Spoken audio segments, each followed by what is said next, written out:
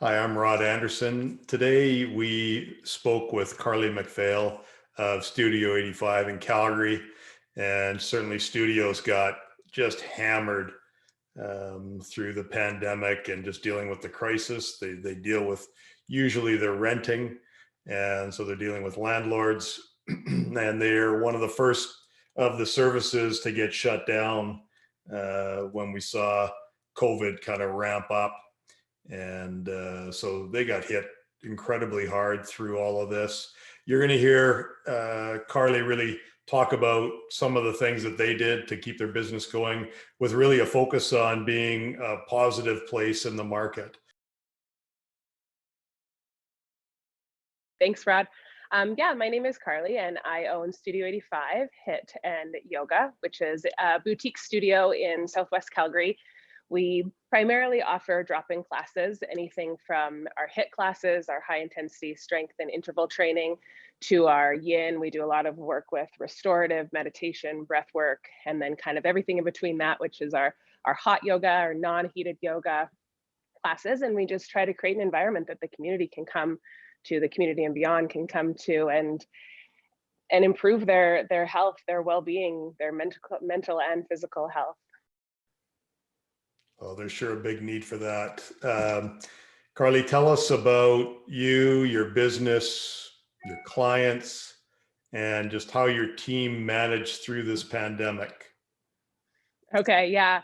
How much time do you have? No, I'm just kidding. Yeah.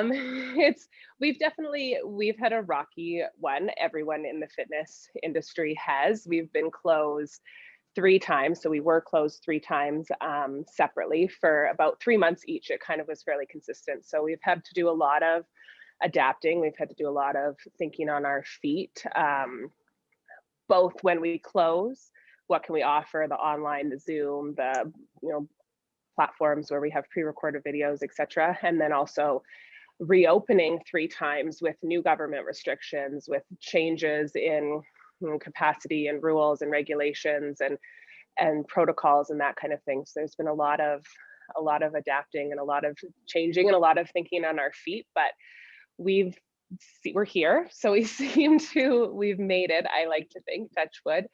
So far, so good. And I have an amazing team that's backed me 100%. And, we've all really done a good job of just being like, okay, here's what we have in front of us. Here's what we have to work with. Here's the restrictions that are placed under us. How can we make the best of this?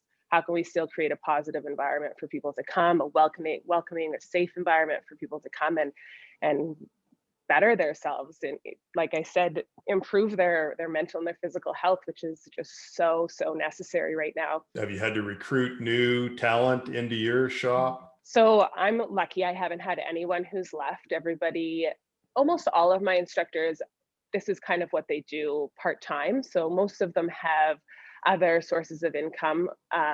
So hasn't been that big of a burden on them, losing their jobs for 3 months, 3 times in the last 21 months or whatever it's been.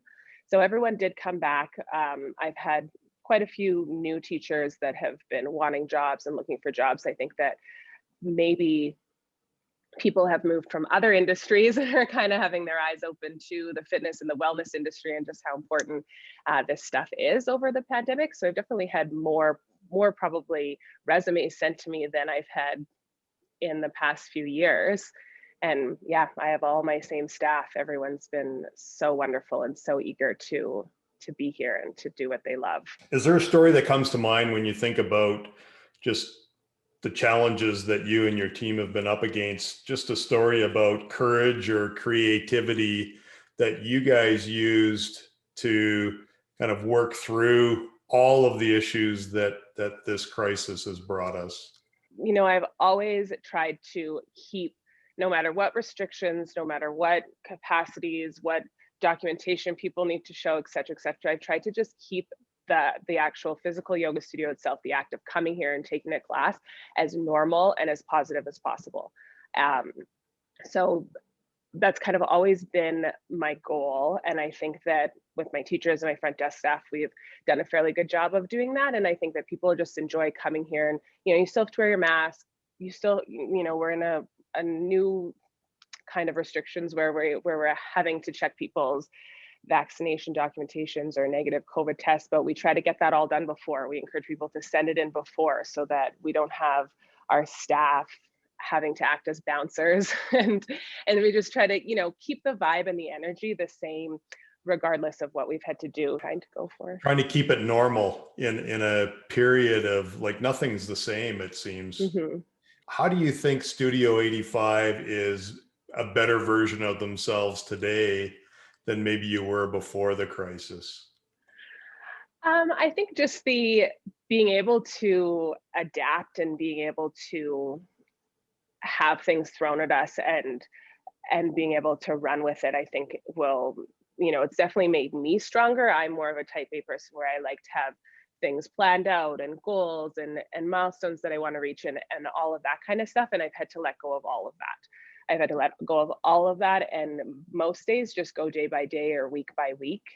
So I think that makes everyone a little bit more resilient and being able to make fast decisions correctly, is something that we all would like to be able to do. And so this whole crisis has definitely forced me and I think my team into having to do that. How do you create a plan about what you want to accomplish in 2022? Just kind of continuing to try to get back on the trajectory that we were on prior to COVID, which is just expanding a little bit more and trying to add in a few different things here and there and just keep it fresh and interesting for people while still trying to kind of maintain this safe place and this home that people come to get away from everything.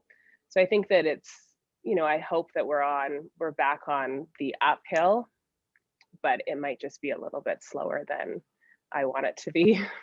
Yeah. I think everybody has a bit of that feeling today. When you think about how you've really used grit to get through this, you and your team, and to just have your doors open and try to provide a place for people to go and resume their health or get healthy again.